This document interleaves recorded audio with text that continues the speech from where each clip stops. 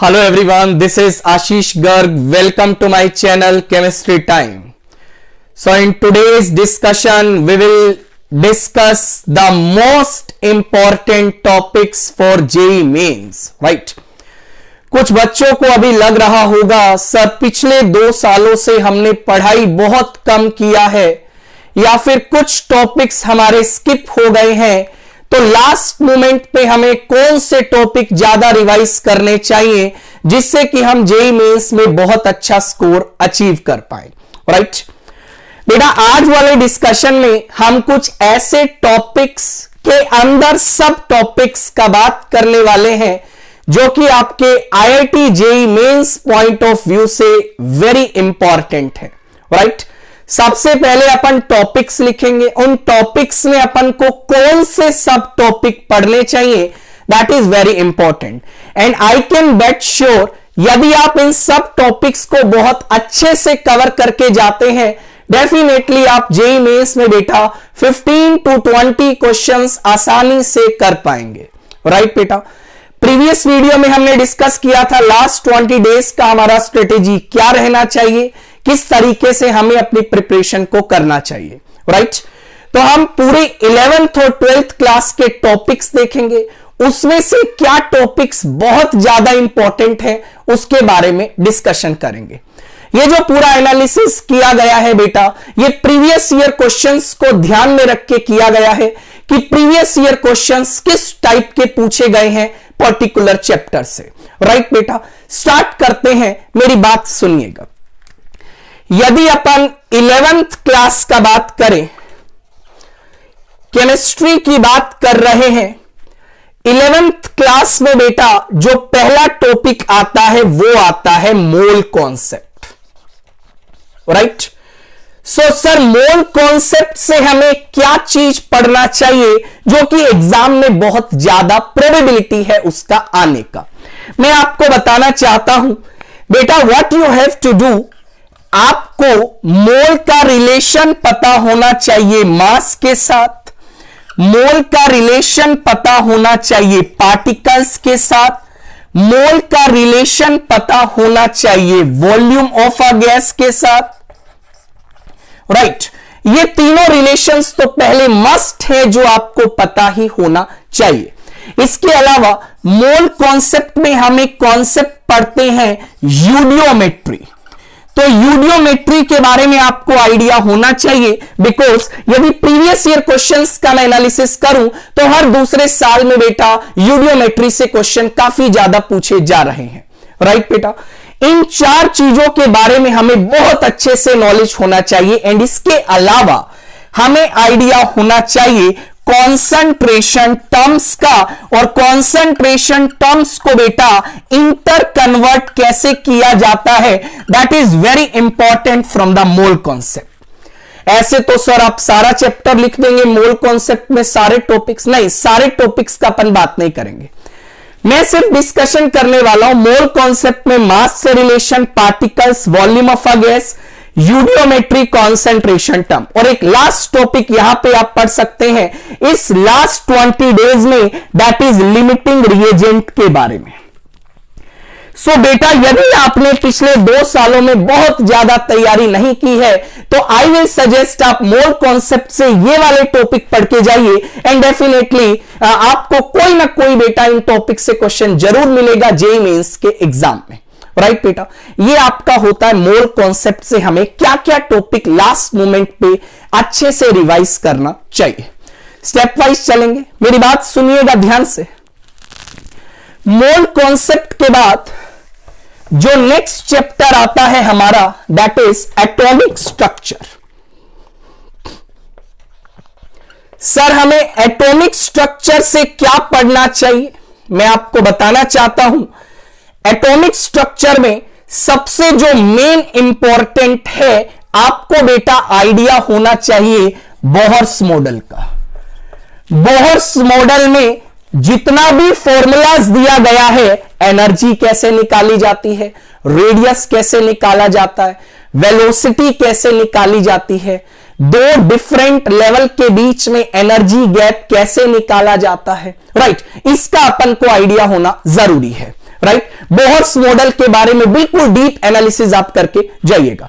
Bohr's model के बाद I will suggest only जो आप कर सकते हैं वो कर सकते हैं ग्राफ्स।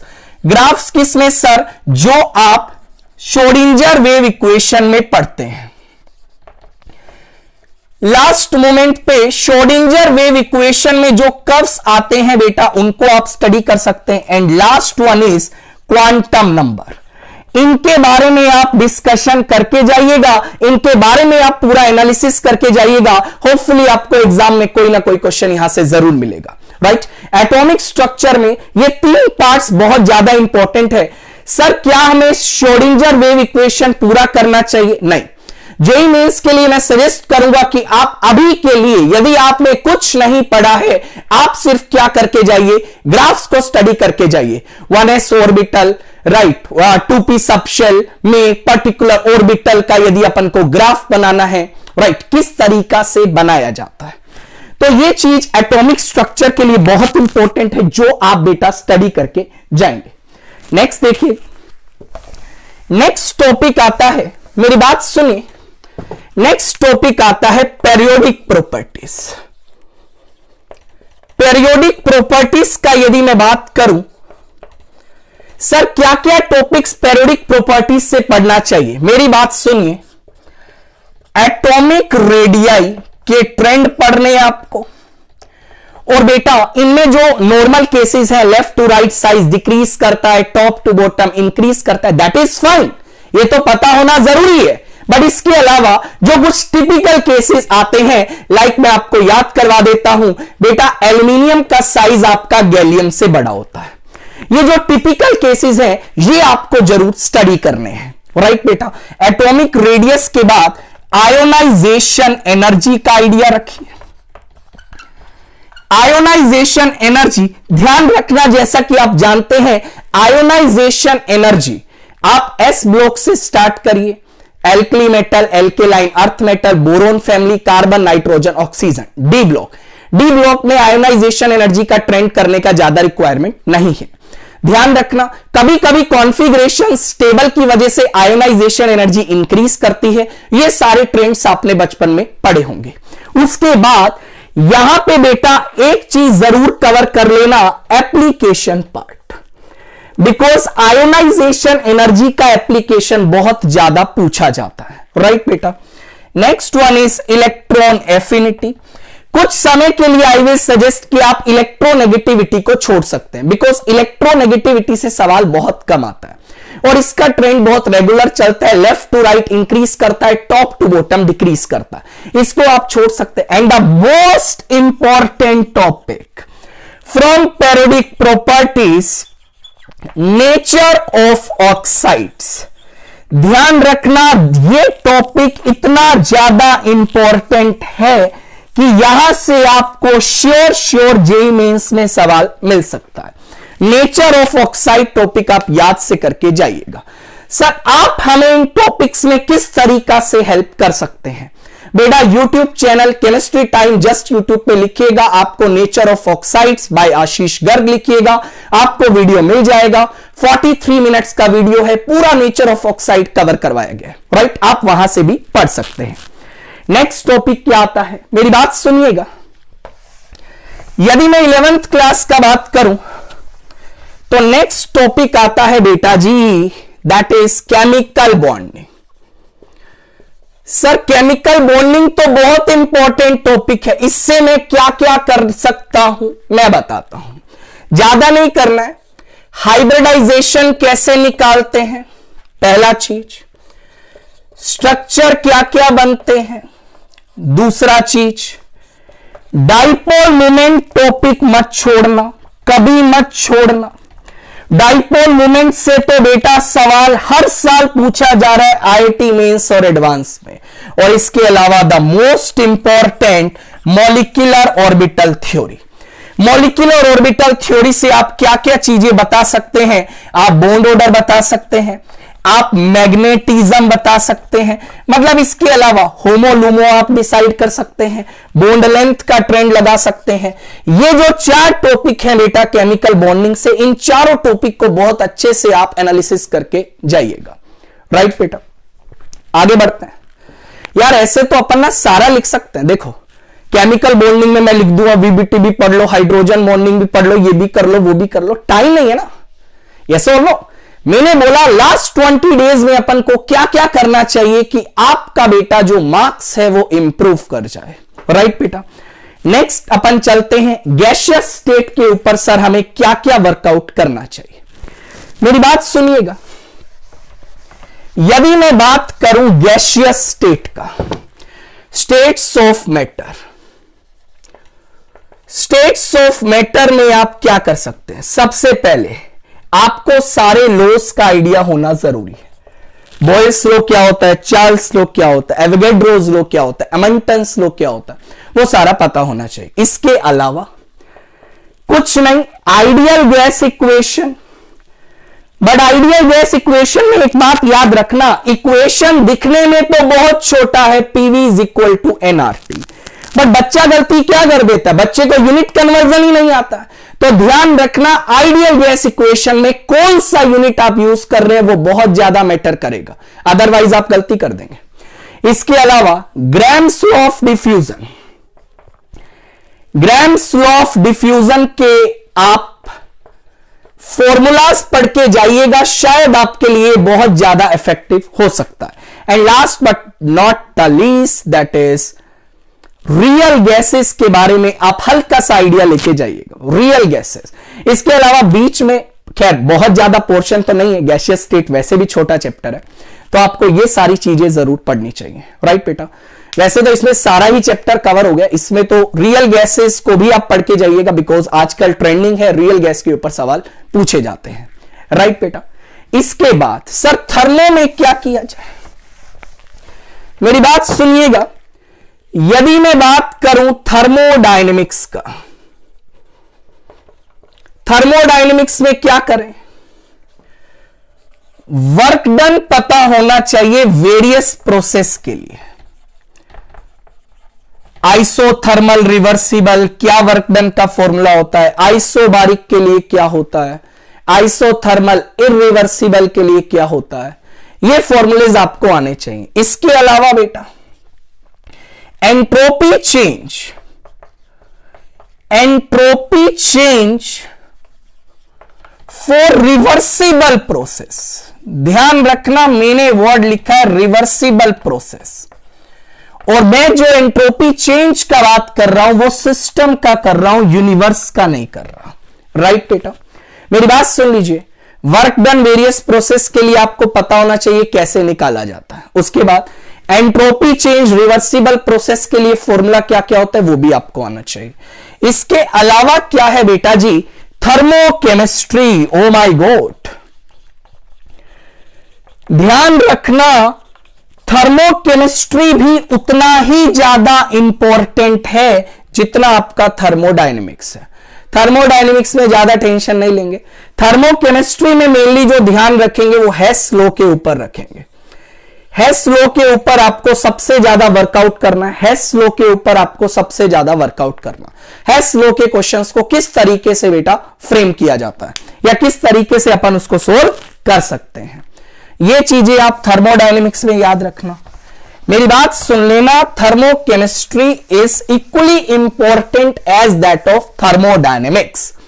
उसके बाद सर केमिकल इक्विलिब्रियम में क्या करूं, chemical equilibrium and ionic equilibrium. Sir इसमें मुझे क्या करना चाहिए कि मुझे मार्क्स मिल जाए। मेरी बात सुनिए, इसकी बात करें सबसे पहले तो ली चैटलियर प्रिंसिपल। ली चैटलियर प्रिंसिपल सब बच्चों को आना जरूरी है। राइट बेटा, ली चैटलियर प्रिंसिपल। इसके अलावा न्यूमेरिकल्स पे सबसे ज्यादा ध्यान दो। न्यूमेरिकल्स किस तरीका से सोल्व किया जाता है केमिकल इक्विलिब्रियम में, न्यूमेरिकल्स को कैसे हैंडल करना, कुछ नहीं करना, ली चैटलियर प्रिंसिपल करिए, खाली न्यूमेरिकल्स का प्रैक्टिस करिए, वो आपके लिए ज्यादा इफेक्टिव होगा। अपार्ट फ्रॉम आप बार बार थ्योरी पढ़ रहे हैं, बार बार ग्राफ पढ़ रहे हैं, रेट का ग्राफ टाइम के साथ, कंसंट्रेशन का ग्राफ, न्यूमेरिकल्स पे वर्कआउट करिए। राइट बेटा, आयनिक इक्विलिब्रियम का बात करूं तो पीएच कैलकुलेशन का सारा फॉर्मूला रट लो। पीएच कैलकुलेशन का सारा फॉर्मूला आप एक बार रिवाइज कर लीजिए अच्छे से। वीक एसिड दिया है, पीएच कैसे निकालेंगे, वीक बेस में कैसे निकालेंगे, स्ट्रॉन्ग एसिड में कैसे निकालेंगे, बफर में कैसे निकाला जाएगा, सोल्ट हाइड्रोलिसिस में कैसे निकाला जाएगा, और इसके साथ एक लास्ट बेटा यहां पे सॉल्युबिलिटी प्रोडक्ट है। सॉल्युबिलिटी प्रोडक्ट में भी आपको बहुत ज्यादा पॉसिबिलिटी कवर नहीं करना। एक आप सॉल्युबिलिटी प्रोडक्ट मतलब इसमें आप सॉल्युबिलिटी निकालना सीख लेना। एक तो डायरेक्टली सॉल्युबिलिटी वाटर में कैसे निकालेंगे, एक आप लगा सकते हैं कॉमन आयन का प्रेजेंस में सॉल्युबिलिटी कैसे निकाला जाता है। एक आपको वाटर में आना चाहिए, एक आपको कॉमन आयन में आना चाहिए, और एक आपको साइमल्टेनियस सॉल्युबिलिटी भी पढ़ लेना। वैसे तो बहुत सारा पॉसिबिलिटी है solubility including hydrolysis of anion, cation, not required. पानी में सॉल्युबिलिटी कैसे निकालें, कॉमन आयन में कैसे निकालें, और जब 2 या 2 से ज्यादा सोल्ट दिए जाते हैं उस केस में आप सॉल्युबिलिटी कैसे निकाल सकते हैं। That is more than sufficient. Right बेटा, आगे बढ़े। उसके बाद बेटा जी जो नेक्स्ट चैप्टर आता है आपका, मेरी बात सुन लीजिए, मेरी बात सुन लीजिए। नेक्स्ट चैप्टर आपका आता है रेडॉक्स। रेडॉक्स में ज्यादा कुछ नहीं करना, 2 चीजें करनी है। एक आपको ऑक्सीडेशन स्टेट, इस टॉपिक को तो बेटा बिल्कुल घोट के पी जाओ, इतना इंपॉर्टेंट है कि क्या बताऊं। और एक आपको थोड़ा सा बैलेंसिंग का आइडिया रख के चलना, बैलेंसिंग ऑफ इक्वेशन, इक्वेशंस को बैलेंस कैसे किया जाता है। राइट, बाकी रिएक्शंस कैसी होती है, disproportionation, decomposition, not that much required. Oxidation state, sir इसके रिगार्डिंग आप हमें क्या सजेस्ट करेंगे। रेडॉक्स रिएक्शन मैंने पूरा पढ़ाया हुआ है, यूट्यूब चैनल पे आप जाइए, आपको वीडियो लेक्चर्स मिल जाएंगे। राइट बेटा, ये चीज आपको पता होनी जरूरी है। तो रेडॉक्स रिएक्शन में ये 2 बातों का आप ध्यान में रखिएगा जो कि बहुत ज्यादा इंपॉर्टेंट है। अगला टॉपिक बेटा क्या आता है, अगला topic hydrogen S block P block के लिए सर मैं क्या करूं। बेटा जी यदि आप लोगों ने केमिकल बॉन्डिंग अच्छे से पढ़ा है, including back bonding, bridge bonding, thermal stability, solubility का ऑर्डर कैसे लगाएं, तो ही आप इन चैप्टर्स में अभी के लिए जंप करिएगा, अदरवाइज फंस जाओगे। आप बोलोगे सर चैप्टर में बहुत सारी रटने वाली चीजें हैं, सर मैं कैसे कवर करूं, सर मुझसे नहीं हो पा रहा। मैं अगेन आई एम सेइंग, यदि आपने केमिकल बॉन्डिंग अच्छे से पढ़ा हुआ है देन आप इन चैप्टर्स को एनसीईआरटी से पढ़ सकते हैं, मोर देन सफिशिएंट। सर मुझे केमिकल बॉन्डिंग नहीं आती, आप मुझे शॉर्टकट बता दो। बेटा शॉर्टकट इसका कुछ नहीं है, आपको वहीं से पढ़ना पड़ेगा। केमिकल बॉन्डिंग यदि नहीं पढ़ा आप एनसीईआरटी को देख सकते हैं इफ यू हैव टाइम। यदि आपके पास टाइम और भी कम लग रहा है तो आप इन चैप्टर को for a moment of time skip कर सकते हैं, because we do not have any alternative ना। आपने यदि केमिकल बॉन्डिंग अच्छे से नहीं पढ़ा तो इन चैप्टर्स को हिट करना थोड़ा डिफिकल्ट होगा। राइट बेटा, उसके बाद सीधा ऑर्गेनिक में चलते हैं, GOC and isomerism, IUPAC and isomerism. अब सुनो, आईयूपैक नोमेनक्लेचर का पूरा वीडियो लेक्चर अवेलेबल है। आईयूपीएसी नेम लिखना तो आना जरूरी है। जीओसी में आप क्या कर सकते हैं, एक तो बेटा एसिडिक स्ट्रेंथ का ऑर्डर कैसे लगाते हैं, एक बेटा जी बेसिक स्ट्रेंथ का ऑर्डर कैसे लगाते हैं, एक बेटा आप पढ़ के जाना कैटेगरी एरोमेटिक और एंटी एरोमेटिक, इन कंपाउंड्स का पता कैसे किया जाता है। यह बहुत ज्यादा इंपॉर्टेंट पार्ट है जीओसी में। वैसे तो जीओसी बहुत बड़ा है। हाँ, इसके अलावा एक और कॉन्सेप्ट पूछा जा रहा है, HOH, heat of hydrogenation and heat of combustion. ये चीजें यदि आप सही से करके गए, एसिडिक स्ट्रेंथ के ऊपर आप क्या करिए, 60-70 सवाल लगा लो, बेसिक स्ट्रेंथ के ऊपर लगा लो, इफेक्ट्स को कैसे अप्लाई करना है, that is main important part. Right, effects apply कैसे करना है, बेसिक स्ट्रेंथ का कैसे ऑर्डर हैंडल करें। जैसे नाइट्रोजन फैमिली का सबसे स्ट्रॉन्गेस्ट बेस क्या होता है, ग्वानिडीन होता है, ये पता होना चाहिए आपको। सिमिलरली बेसिक स्ट्रेंथ के ऊपर सवाल लगा लो, इसमें कुछ टिपिकल केस आते हैं, SIR इफेक्ट, ऑर्थो इफेक्ट क्या होता है, SIP क्या होता है, वो इफेक्ट अप्लाई करना सीख लो, ये पता कर लेना। एरोमेटिक, एंटी एरोमेटिक और राइट किस तरीका से कमेंट कर।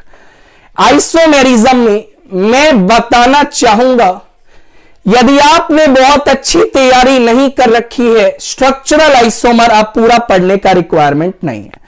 स्ट्रक्चरल आइसोमर में आप एक ही कैटेगरी पढ़ सकते हैं, टोटोमेरिज्म, बिकॉज टाइम हमारे पास कम है। राइट बेटा, कन्फर्मेशनल बहुत ज्यादा रिक्वायरमेंट में नहीं बोलूंगा, इसको आप for a moment of time skip कर सकते हैं। इसमें एक केस आप याद रखना, इथाइलिन ग्लाइकोल में आप जानते हैं ब्रोच फॉर्म ज्यादा स्टेबल होती है एंटी फॉर्म के कंपैरिजन में, या फिर ऐसा कोई भी केस आ जाए जिसमें हाइड्रोजन बॉन्डिंग हो सकती है, उसमें आप क्या करिएगा, गोच फॉर्म को स्टेबल टिक करिएगा। उसके अलावा बेटा जी जो आपका है कॉन्फिगरेशनल, ये आप पूरा बढ़िया से पढ़ के जाना, ये बहुत इंपॉर्टेंट पार्ट है। कॉन्फ़िगरेशन में अपन को क्या करना है, GI पूरा अच्छे से पढ़ के जाना। YouTube पे वीडियो लेक्चर अवेलेबल है, आप उसको पढ़ सकते हैं। OI के बारे में भी पूरा डिस्कशन करके जाना। सर ये तो आपने पूरा आइसोमरिज्म लिख दिया, देखो यार स्टीरियो आइसोमर्स में भी ना आपको जैसे OI पढ़ेंगे, OI में भी आपको कायरल सेंटर क्या होता है, RS कॉन्फ़िगरेशन कैसे निकाली जाती है, दो मॉलिक्यूल्स में रिलेशन कैसे बताया जाता है, एनेंशियोमर्स का है, डायस्टीरियोमर, आइडेंटिकल, ये चीज एटलीस्ट आपको पता होनी जरूरी है। राइट, बिकॉज क्वेश्चंस इसी टाइप के आते हैं यार इन सब्जेक्ट से, राइट और नॉट। उसके अलावा इन जनरल काफी बच्चों को डिफिकल्टी आती है सर ऑर्गेनिक में, ऑर्गेनिक सर होती नहीं है। अब सर मैं क्या करूं, मैंने तो सारी ऑर्गेनिक छोड़ दी, अब मैं क्या करूं, मैं तो ऑर्गेनिक पूरा छोड़ के जा रहा हूं, मुझे क्या करना चाहिए। मेरा आपसे एक ही एडवाइस है, यदि आप ऑर्गेनिक केमिस्ट्री में थोड़ा डिफिकल्टी फेस कर रहे हैं, कुछ ना करो, ये 4-5 पॉइंट्स को फॉलो करो। सारा नेम रिएक्शन पढ़ लो, जितना नेम रिएक्शन 11th-12th में है सारा पढ़ लो। इसके अलावा मेरी बात सुन लीजिए, रिड्यूसिंग एंड ऑक्सीडाइजिंग एजेंट पढ़ो सारे। ऑक्सीडाइजिंग एजेंट, नेम रिएक्शन सारा पढ़ना, including aldol, Cannizzaro, Hofmann bromamide, Gabriel phthalimide, और उनका रिजल्ट भी पता होना चाहिए। लाइक गैब्रियल थैलेमाइड किस काम आता है, 1 डिग्री अमाइन का प्रिपरेशन में काम आता है, राइट और नॉट। मेरी बात सुन लीजिए।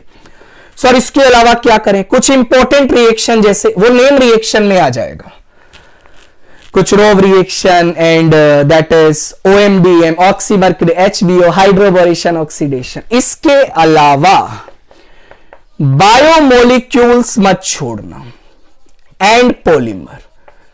गारंटी बेटा इन दोनों चैप्टर से 1 से 2 सवाल आएगा ही आएगा। सर इतना श्योरिटी कैसे, देखो यार एक तो खाली NCERT पढ़ना इन चैप्टर के लिए, छोटे छोटे चैप्टर है, स्कोरिंग चैप्टर है, मार्क्स भी देके जाएंगे। बायोमोलिक्यूल्स में क्या क्या चीजों पे वर्कआउट कर लेना, आपके पास क्या बेसिकली रिड्यूसिंग शुगर क्या होता है, नॉन रिड्यूसिंग शुगर क्या होता है, DL कॉन्फ़िगरेशन क्या होता है, इसके बारे में आप थोड़ा सा आइडिया लगा के चलिएगा। और यदि अपन बात करें एल्डिहाइड कीटोन्स को कैसे डिस्टिंग्विश करें ऑर्गेनिक केमिस्ट्री में, टोलेंस रिएजेंट, फेलिंग सॉल्यूशन, इनके बारे में, मतलब वैसे तो ये पूरा ऑर्गेनिक ही कवर कर रहा है, नेम रिएक्शन पे आप स्पेसिफिकली बहुत ज्यादा ध्यान दें, और दो कंपाउंड्स को अलग कैसे किया जाता है वो आप अच्छे से वर्कआउट कर लेना। ऑर्गेनिक केमिस्ट्री में आप इतना भी सब कुछ करके जाते हैं, यदि ईमानदारी के साथ डेफिनेटली आप ऑर्गेनिक के क्वेश्चंस को हिट कर सकते हैं, राइट बेटा। उसके बाद बहुत इंपॉर्टेंट चैप्टर आ रहे हैं बेटा जी, like coordination chemistry. Sir coordination chemistry से मुझे क्या करना चाहिए बेटा जी, यदि अभी तक आपने कुछ नहीं किया है या बहुत कम स्टडी किया है, VBT पढ़ो, आइसोमेरिज्म पढ़ो, CFT पढ़ो, लिगेंड्स के स्ट्रक्चर याद करो, बस लिगेंड्स के स्ट्रक्चर सारे याद कर लो, इसके अलावा कुछ भी करने का जरूरत नहीं है। ये सारी चीजें करके जानो। सर सॉरी तो आपने कवर करवा दी, करना पड़ेगा, बिकॉज वीबीटी आइसोमेरिज्म ऐसा नहीं अपन लेके बैठ गए application of coordination chemistry, coordination compounds कहां कहां यूज होते हैं, नॉट रिक्वायर्ड। फिलहाल के लिए मैं ये भी बोल सकता है सिनर्जिक बॉन्डिंग पढ़ लो, बट यार सिनर्जिक बॉन्डिंग ना मैंने देखा है कि मेंस के पेपर में कम पूछी जाती है, एडवांस के पेपर में ज्यादा आ रही है। तो आप इन्हीं टॉपिक्स को हिट करिए बेटा जी। आपकी सहूलियत के लिए आइसोमेरिज्म मैंने पूरा यूट्यूब पे पढ़ाया हुआ है, लिगेंड्स के स्ट्रक्चर क्या क्या होते हैं, लिगेंड्स का क्लासिफिकेशन भी पूरा बेटा डिस्कस किया हुआ है। राइट बेटा, आगे बढ़े, स्टार्ट करें।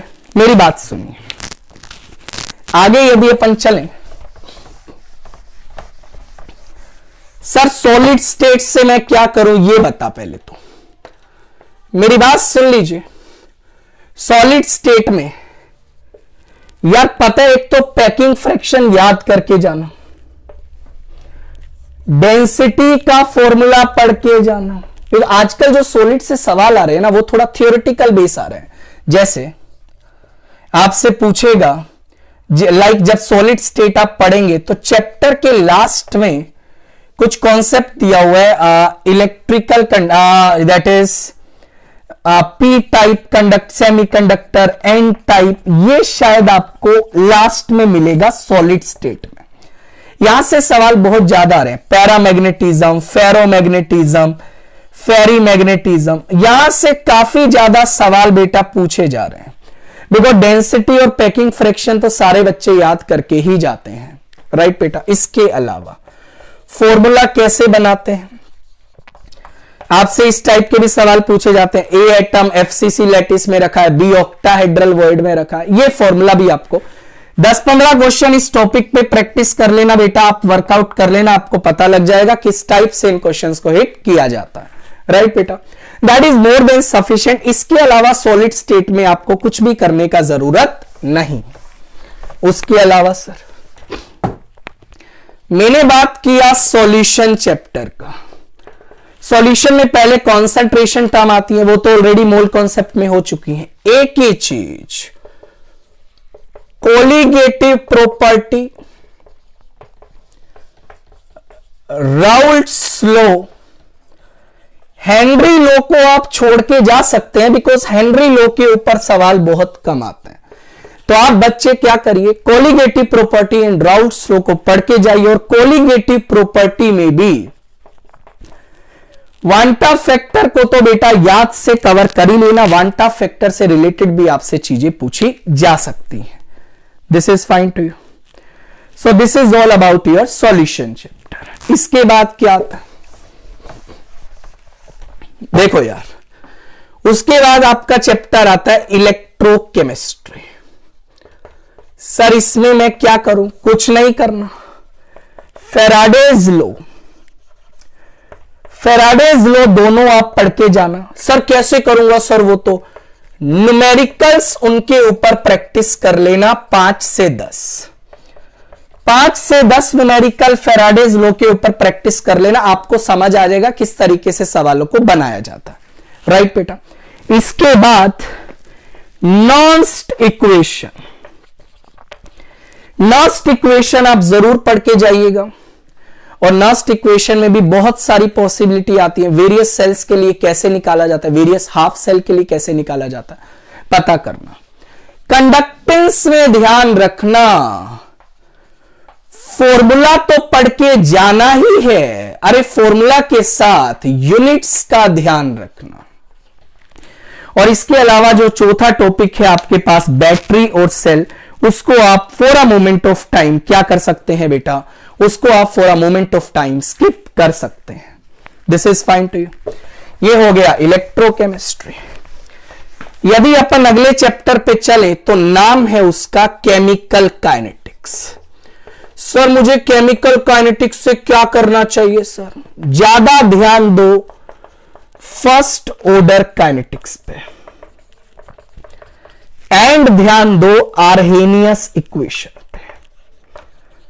मैंने बोला ज्यादा ध्यान दो first order kinetics and Arrhenius equation पे। लास्ट टाइम में फर्स्ट ऑर्डर का फॉर्मूला, न्यूमेरिकल करके जाना, आर्हेनियस इक्वेशन कैसे। I will suggest chemical kinetics के लिए आप एनसीईआरटी बैक एक्सरसाइज के क्वेश्चंस कर लीजिए, बिकॉज वो क्वेश्चंस बहुत अच्छी क्वालिटी के दिए हुए हैं, आपका टॉपिक अपने आप तैयार हो जाएगा। राइट बेटा, इसके अलावा सर हमें क्या करना चाहिए? उसके बाद बेटा जी सरफेस केमिस्ट्री। सर मुझे सरफेस केमिस्ट्री से क्या प्रिपरेशन करनी चाहिए कि मेरा काम हो जाए? बेटा जी सरफेस केमिस्ट्री के लिए टाइप्स ऑफ एड्सॉर्प्शन ये पढ़ के जाना, बस मेन तो यही पढ़ के जाना है। उसके अलावा आप एनसीईआरटी भाई यही रीड करना। और last is metallurgy. Sir metallurgy से मैं क्या करूं? बेटा कुछ इंपॉर्टेंट फॉर्मूला रखिएगा याद। एक तो आपको पढ़ना है इलिंगम डायग्राम। इलिंगम डायग्राम, ओर्स का ध्यान रखना, कौन से मेटल का कौन सा ओर होता है। राइट बेटा, और लास्ट में कुछ रिफाइनिंग का प्रोसेस दिया हुआ है, उसको भी याद रखना। और कुछ फॉर्मूला जैसे आपसे पूछा कॉपर मेट, सारे मेटल की जब आप एक्सट्रैक्शन करेंगे तो कुछ कुछ फॉर्मूला आएगा। जैसे ये होता है Cu2s plus FeS। Right, similarly आपके पास जो आयरन आप निकालते हैं वो कौन सा आयरन मिलता है? Pig iron. आयरन्स की classification pig iron, wrought iron, cast iron, scrap iron. Copper कौन सा आता है? ब्लिस्टर कॉपर आता है। राइट, ये छोटा छोटा कीवर्ड्स या इलिंगम डायग्राम पे ज्यादा वर्कआउट करना। राइट बेटा, यदि आप ये सभी सब टॉपिक्स को करके जाते हैं डेफिनेटली आप मेंस में बेटा काफी अच्छा परफॉर्म कर सकते हैं। ये उन बच्चों के लिए है जो बच्चा ऐसा अभी फील कर रहा है सर मेरा कुछ भी तैयारी नहीं हुआ है, मुझे क्या क्या टॉपिक्स करने चाहिए। राइट बेटा, उम्मीद करता हूं आपको वीडियो काफी अच्छा लगा होगा। वीडियो अच्छा लगा तो दोस्तों के बीच में शेयर करिए, चैनल को लाइक करिए, सब्सक्राइब करना मत भूलिए। अपना ध्यान रखिएगा बेटा, टेक केयर, बाय बेटा।